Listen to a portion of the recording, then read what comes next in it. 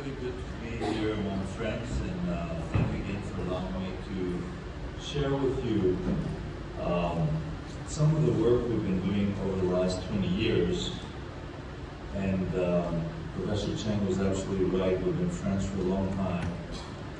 It's been more than 10 years, though. It's closer to 20 years. It's great to be here in the capital of this great country.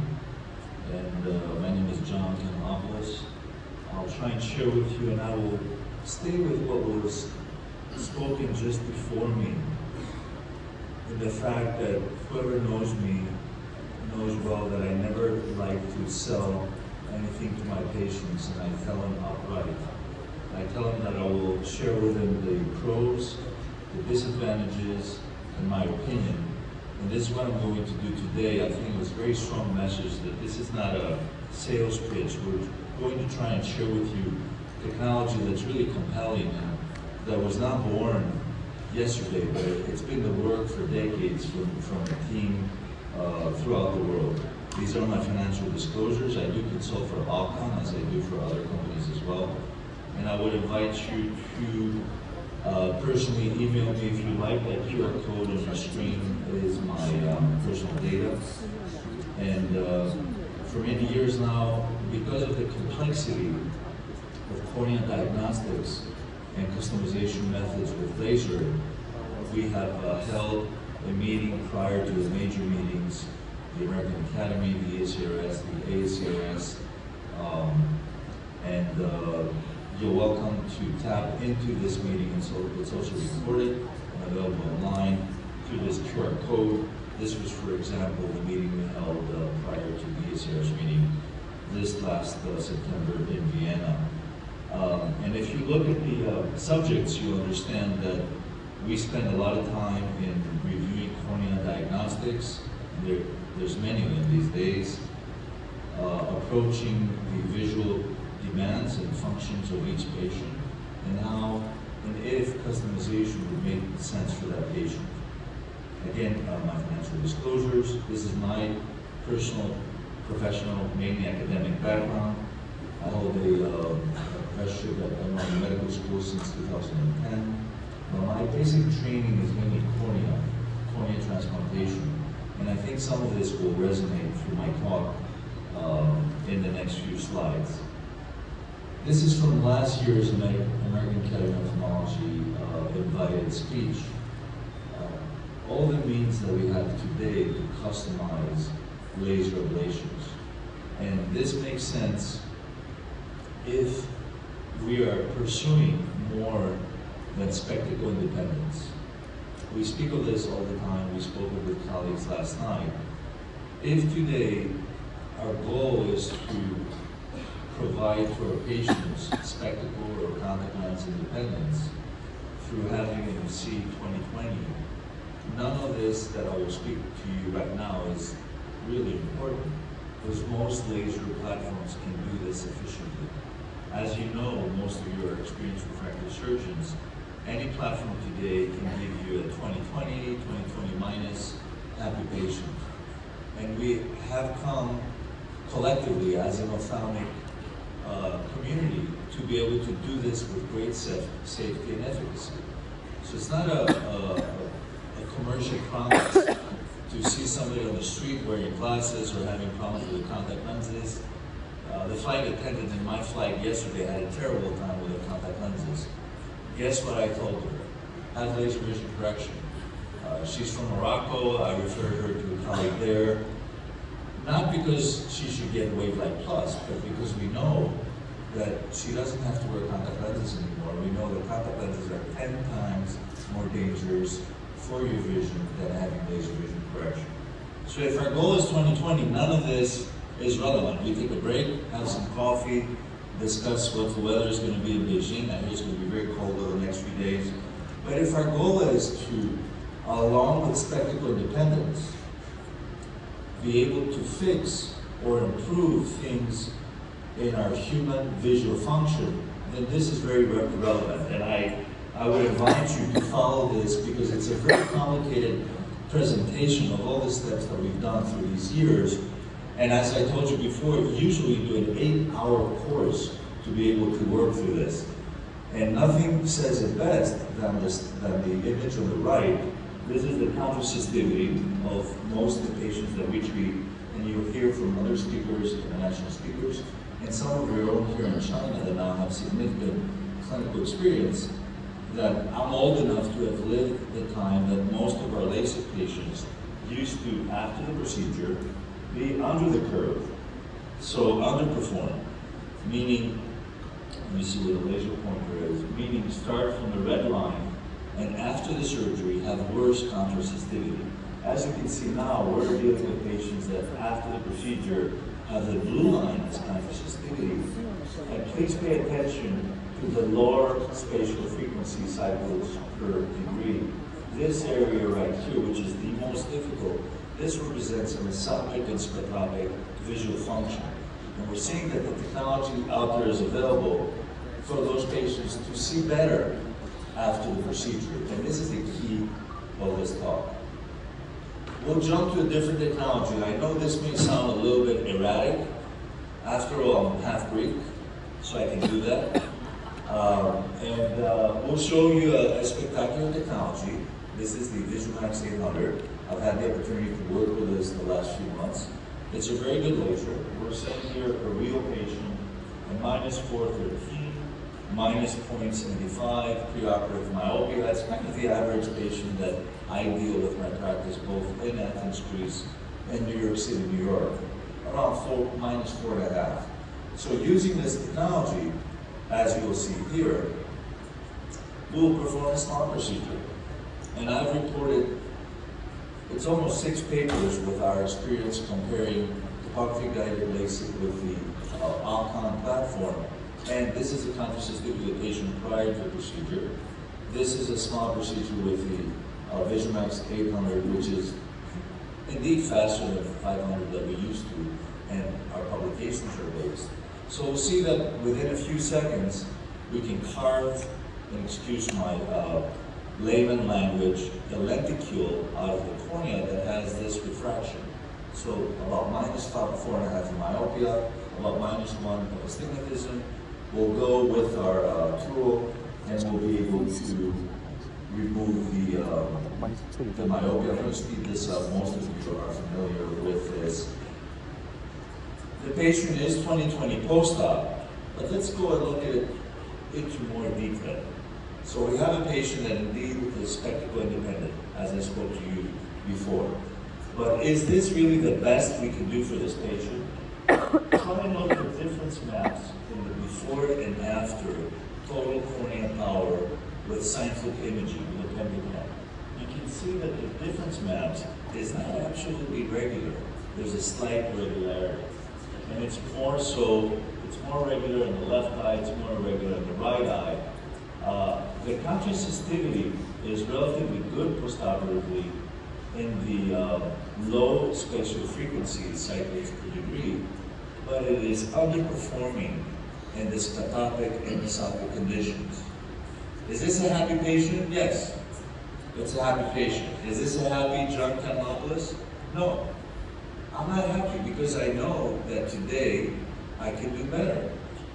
And I don't want to downspeak the technology. Again, what I'm trying to do here is not a commercial pitch that this is better than that. I'm going to try and share with you what my passion is and why I think that in laser vision correction today, we have a unique opportunity, besides getting rid of glasses, to improve the eye optics of each individual patient. Now let's go to the basics. And this is a slide from our topography guided course. Now we call it the custom course because now we're also dealing with ray tracing. So this is a routine patient, just like the one I showed you before, and we're studying this patient more carefully. Now who thinks this patient has irregular astigmatism? And I speak a lot about irregular astigmatism. I'm known, especially in Boston, as the keratoconus knight or the keratoconus fighter. And the astigmatism is probably the most regular you will ever see. We have a very regular vitreal astigmatism. Does anybody disagree? You're allowed to disagree if you like.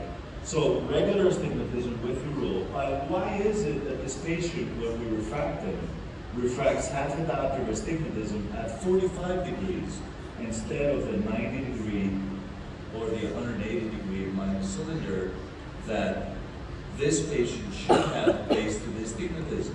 This is puzzling, and we never paid attention to this. Still, 90% of our eye surgeons throughout the world never look at this and never make the correlation.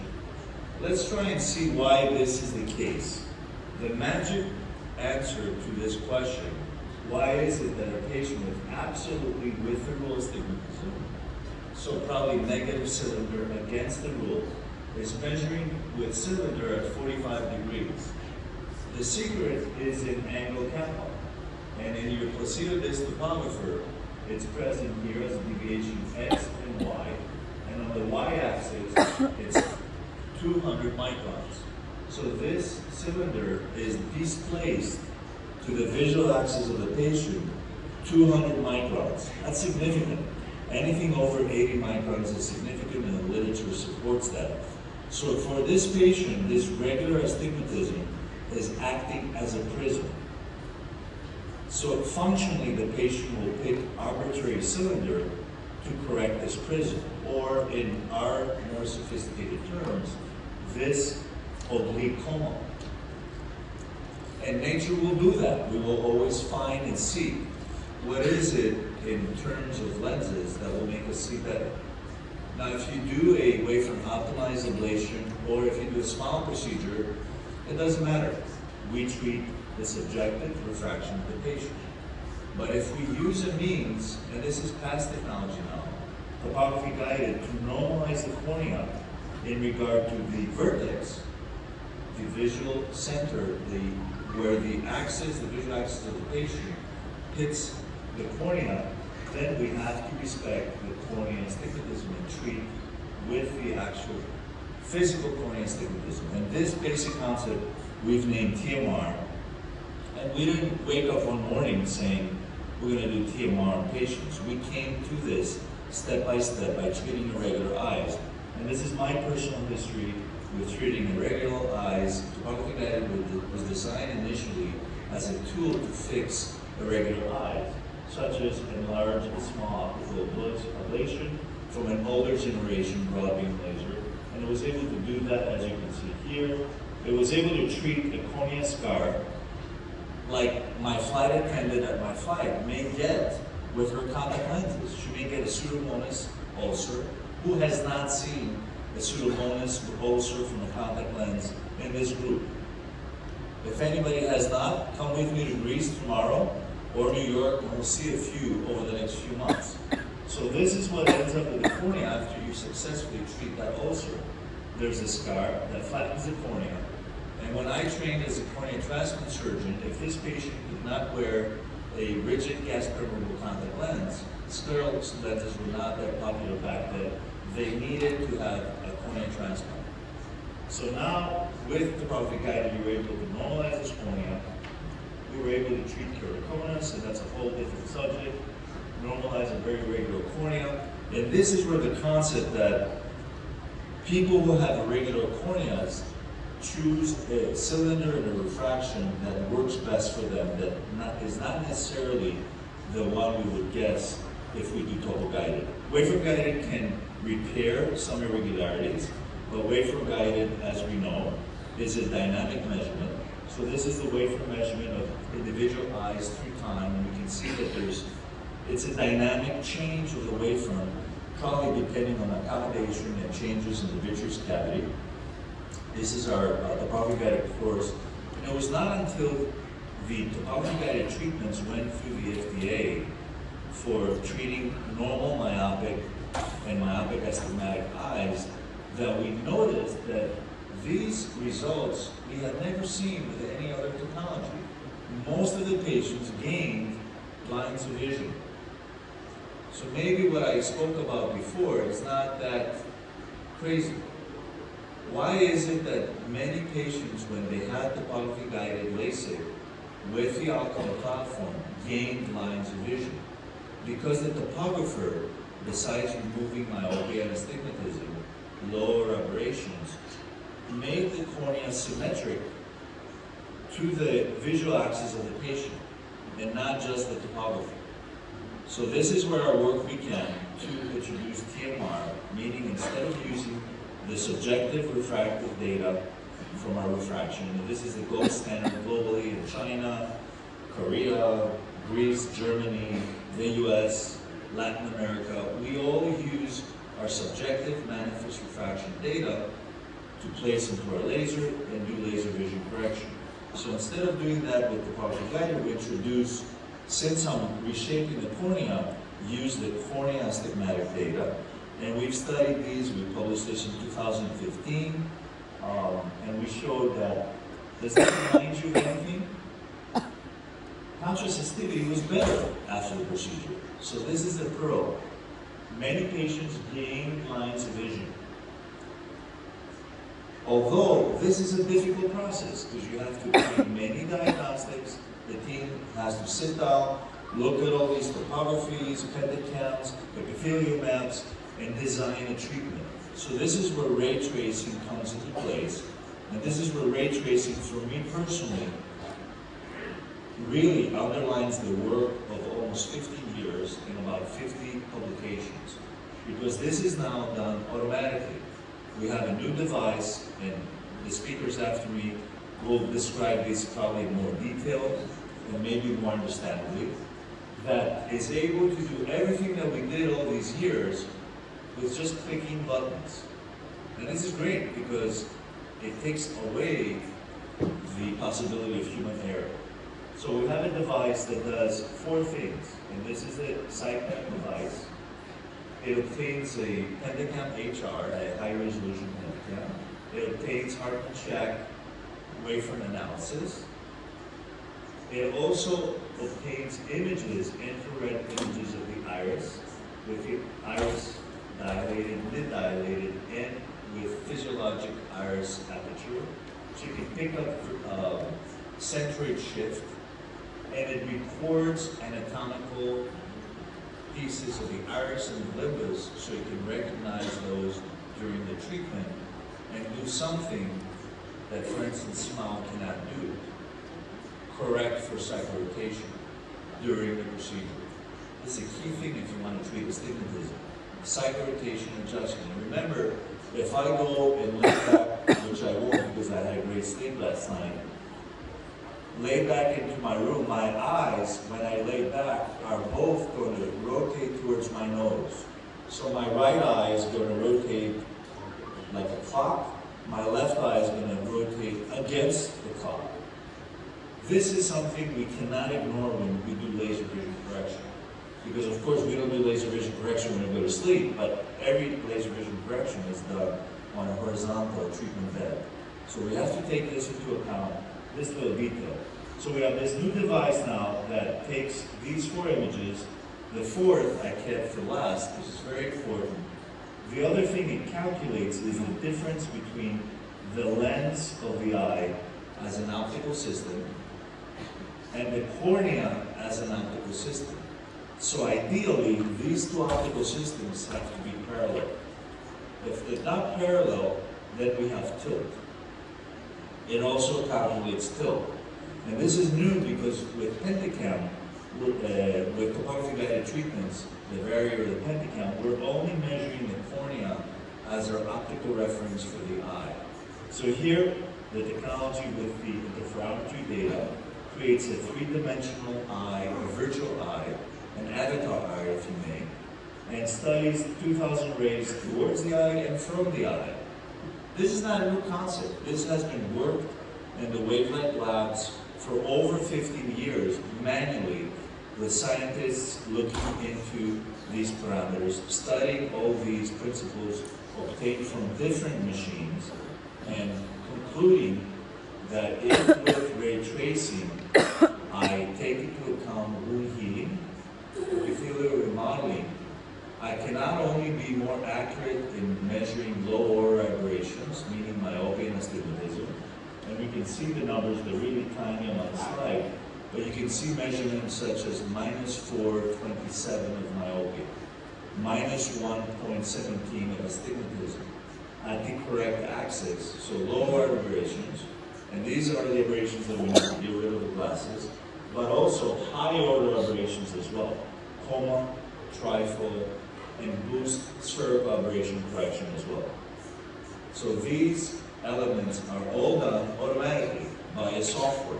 And this is basically the core, this is the heart of WaveLight Plus.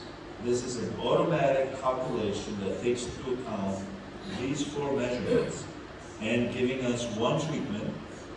And this is a description of the process. For instance here, and we're able to treat lower aberrations, myopia and astigmatism, as well as higher aberrations at the same time for a patient. For us, a go-to is to make sure that we have naive or normal epithelial maps, because we know a lot of our patients are contact lens users. We may have asked them to take their contact lenses off a week prior to their evaluation. They may have cheated and took them off right before they walked into the office. So we want to make sure that the measurements that are going to do such a sophisticated calculation need to be done on a naive, on a very comfortable surface of the eye. Does this technology work? Well, here are some wonderful results. I always want to make sure that it works in regard to the rule that the technology places. This technology says that it corrects lower aberrations and higher aberrations.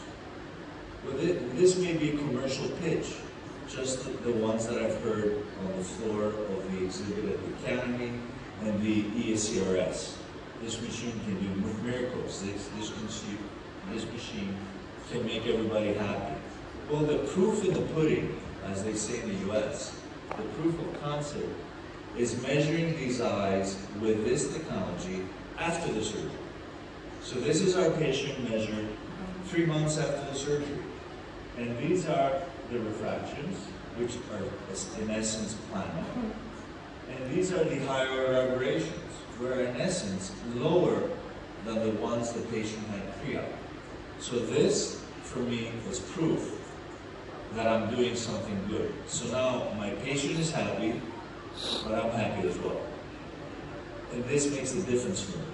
This makes me happy, and this makes me realize that all the work that we did pursuing not only correcting lower aberrations, but also pursuing the ability to make a human eye a better optical system is working, because we have an automated process that confirms that what we did was towards the right direction without the chance of human error.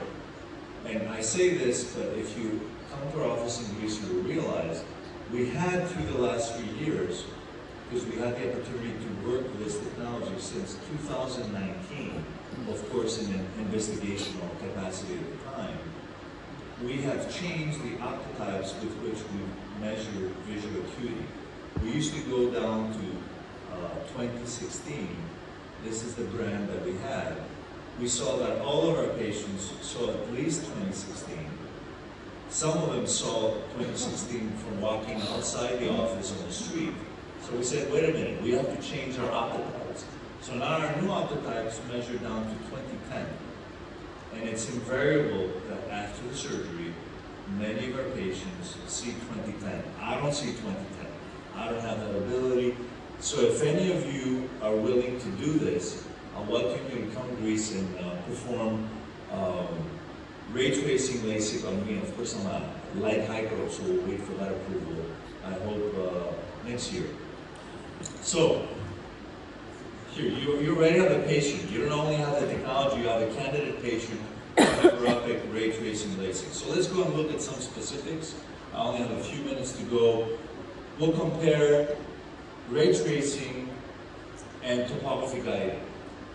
How many of you have used the topography guided platform, or Contura and the Alcon WaveLight terms?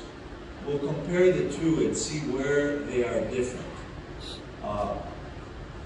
This is a patient where, as we said before, has regular astigmatism, Does the patient has angle kappa? Patient does. The x-axis deviation of the vertex from the center of the pupil is over 200 microns, and the y-axis deviation is also over 200 microns. So although this is a regular cornea, it's decentered on the x-axis 200 microns, and on the y-axis 200 microns. So the vector of these two is close to 300 micron decentration. So for the patient, this cornea acts like a prism.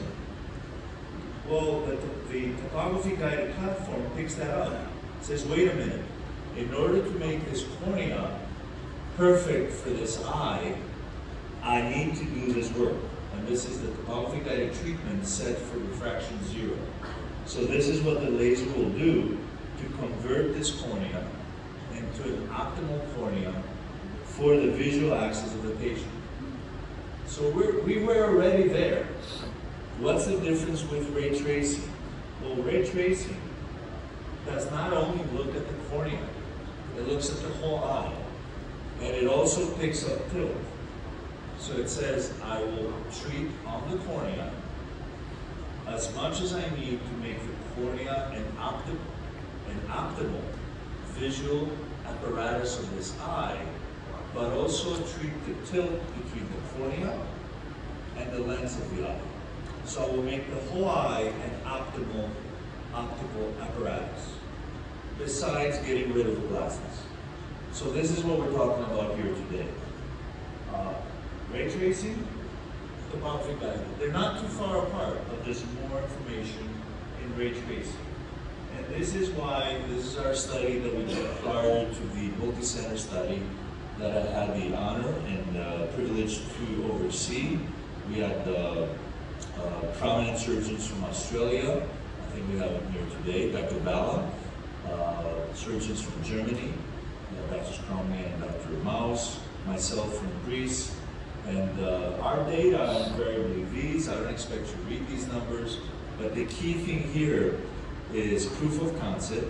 So after the procedure, when the eyes were measured, we measured minuscule refractive error and lower than pre-op high order aberrations. And you will probably say, John Kanellopoulos is becoming boring. If it comes to contrast sensitivity, I do not mind becoming boring, because this is an objective measurement of visual performance. This is where you have to pay attention to patients saying, I'm not happy when I drive at night. This is your objective data. This is where now, for the first time, we have patients that see better after procedure than they saw before. This is unique not for ophthalmology, this is unique for medicine. There's very few medical procedures that you can perform better after the procedure than you did before. So I will pause here for a few seconds. Let's all reflect. If any of you had any surgery done, I've had my nose fixed a few times because I played basketball in my younger years, broke my arm.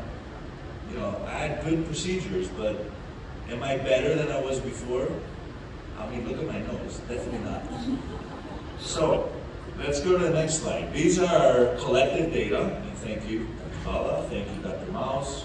I thank my team in Athens and Dr. Kromnias in Germany. Again, the same theme, better contrast sensitivity. Outstanding numbers, and pay attention when I look at refractive data. Of course, as we said, all technologies give you 20/20 vision, which is great. But look at the post-op astigmatism. Look, the pre-op is green. It's spread out throughout the spectrum. The post-op is blue. Most eyes are under half a dot of astigmatism. And this is key along, astigmatism is a lower aberration, along with aligning to the visual axis. In our IIT, we also took the NIH subjective questionnaire of visual function. It's 75 questions. And we had our patients answer these questions after the procedure. And we took the key questions. But of course, this is a subjective study. and I pay little attention to subjective data from patients. Not that I think that they're not reliable, but most patients after laser vision correction, as you know, love life. They spend more, they're very happy. They almost change in appearance and perspective in life. And we can see this in the questionnaire that all of them noted that they're performing excellent, no difficulty in night driving, key things. But for me, as I said before, the key element in the study was contrast sensitivity. This is an example of a patient that I would not perform ray tracing. Sorry, outcome. I will bring in the fact that we need to evaluate the corneal surface. This patient has not been offered contact lenses enough to have a naive corneal epithelium for us to use the data from the capture and do the treatment. Because we're going to capture noise from the irregular epithelium, we're going to transfer noise into our treatment, and guess what? We're going to get noise in our results. We don't want to do that, we're scientists, so we'll wait until the external disease or compliance for the patient with contact lens reaches the point. We presented our collected data in Vienna, and they are in review for publication. You will see in I guess nobody reads journals anymore in your computer or your smartphone. And in essence, I'm going to stick with the key thing, which is gain in lines of vision. This has been the theme here today. Most of the eyes were emmetropic. This is the uncorrected distance visual acuity. 96% of the eyes were 20/20 or better. But the key thing is that a very large percentage of eyes were 20/10. So I'm not bringing this out of my head. Some of these patients performed 20/10. Now, if this was 400 years ago, they would pick you for a sailboat to cross from China to the Americas because you would be able to see pirate ships 3 miles prior to most other sailors. And that was very important at the time. Not anymore. We have GPS and radar. But 20/10 is good vision. Change in corrected visual acuity, change in the refractive error. This is another key slide, aberrometry. So we did not increase higher aberrations after procedure. This is a new. Patient satisfaction is very high, and safety, of course, is excellent. In conclusion, our study was great. We also showed that we had similar results when we used this technology in PRK. I know this is not the subject of this group today, but we used the same numbers in PRK and ray tracing, and this is our technique of removing minuscule epithelium. We call it mini PRK. So we use the EBK device. You can see here I'm only removing as much as epithelium needed to perform my treatment, and of course I have on my treatment computer the diameter of the area that needs to be ablated. It takes a little bit more time because this is a big instrument to remove a small amount of epithelium. But the key thing is that these eyes heal by day 3. And with Bromfenac as a topical drop, they don't hurt the first night. So they're very similar to LASIK or SMILE cases. Not a big difference. They actually see better the first day than our LASIK, much better than our SMILE patients. The second day they're blurry because the film closes. Usually the third day, everybody by 4 days is epithelialized. So they even have interruption of the protective, don't shower, don't exercise by day 4 and compared to our LASIK cases. And this is our mini PRK cases on day 3. These are some of the data, and I only have 6 minutes to go. When we had compared topography guided LASIK, one eye, and SMILE on the other eye, and we showed that SMILE, even with the VisionMax 500, was a good procedure. Most of the patients achieved 20/20. So if our level, if we place the bar, who is spectacle independent, LASIK and SMILE are good procedures. People don't wear glasses after the procedure. But if we place our bar What is the residual refractive error in astigmatism? These are the smile eyes. These are the LASIK eyes. So LASIK did far better in eliminating astigmatism. We were told that smile will not interfere with dry eye because it works under the corneal surface. And it kind of makes sense. But we showed, and this is published in the Journal of Cornea, when we looked at epithelial profiles of the smile eyes, which are in this column, the right column, and the LASIK eyes, which are in the left column. This is the same patient, one eye LASIK, one eye smile. We saw, of course, that with LASIK, the eyes were a little bit drier at month 1 and 2, but 2 years later, the procedures were more similar than dissimilar. So we concluded from the study that dryness after laser vision correction is not necessarily an interruption of the subepithelial nerve fiber plexus, but it's more a curvature change in the cornea. Thus, the two procedures are similar. This is the key thing that differentiates customized LASIK and SMILE, and this accounts for centration. This is our own proprietary software. I will personally charge you a bag of good Chinese tea and send you the software, and you can use it in your office if you like. We did not file a patent on it. You can have it. Basically, what the software does is it looks at this, at the tangential difference in endocam a week after your procedure. So our software is able to tell us how much the difference achieved on the tangential curvature by endocam is centered to the vertex. So in essence, it tells us how centered the two procedures are. And we found that LASIK had a 130 micron decentration, which is not zero. This is with the EX 500 excimer laser, but when we look at SMILE, it was 3 times as much. Because there's no mechanism of dynamically centering to the vertex of the patient. You do it manually, but once you press suction on your SMILE device, then the cornea moves in to the treatment cone. And of course, the apex of the cornea will move in the most concave part of the treatment cone. 2 minutes to go, so I have to wrap up. I cannot give a talk the last 20 years without mentioning cross-linking. So this is some of our cross-linking work.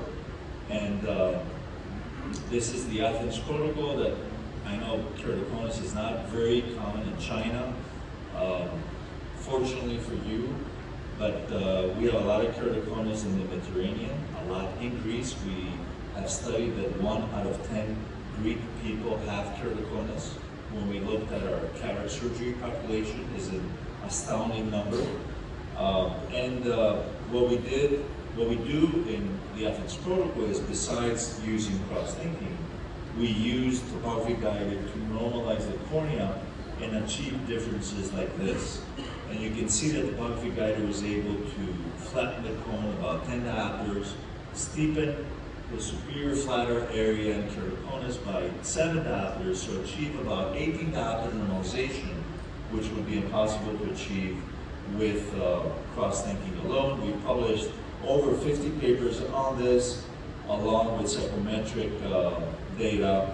And I will close in using Wavelight Plus in these eyes, and I know it's off-label, but I want to underline the reason why Wavelight Plus or ray tracing is better than these very highly irregular eyes with this slide.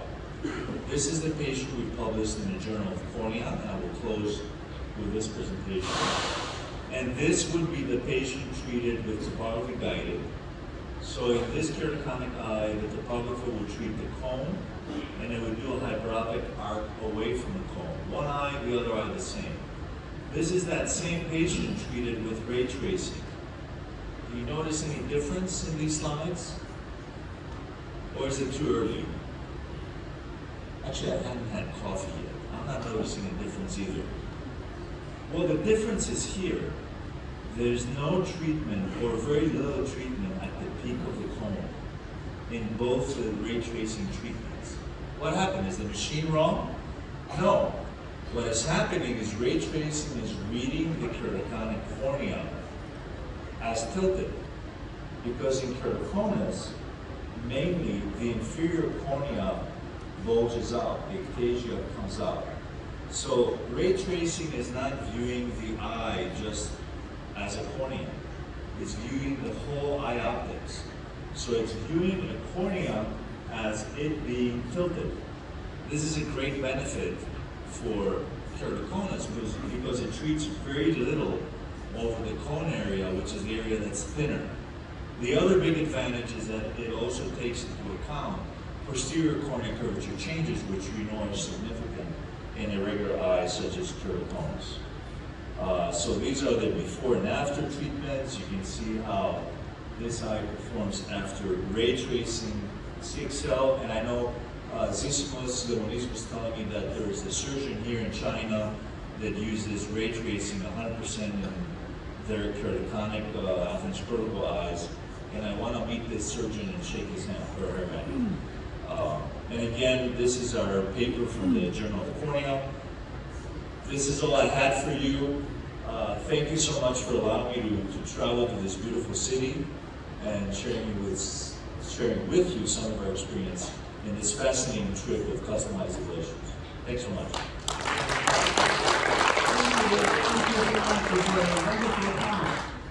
We learn a lot from you. And I have one question for you. Yeah.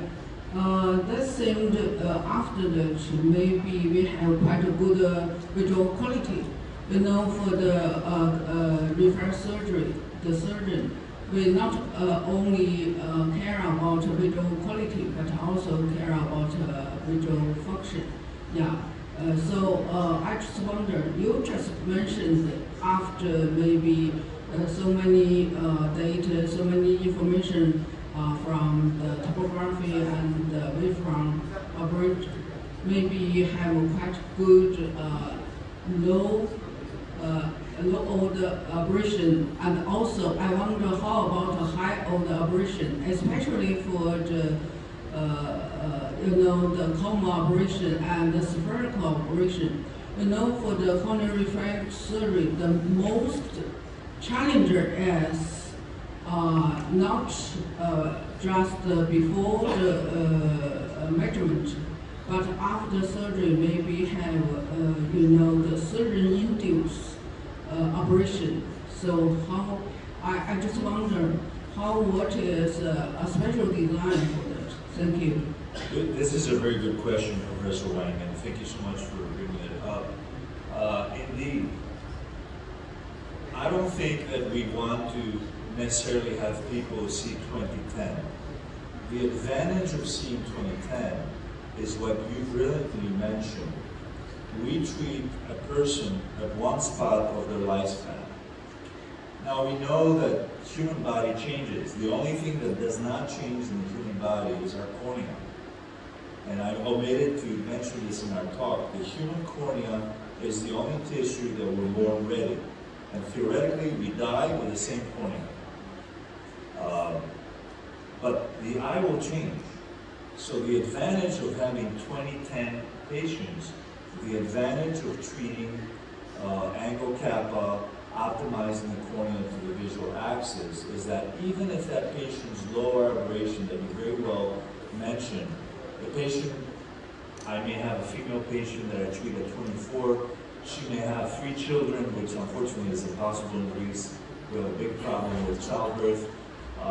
And at 40, she may be a -half.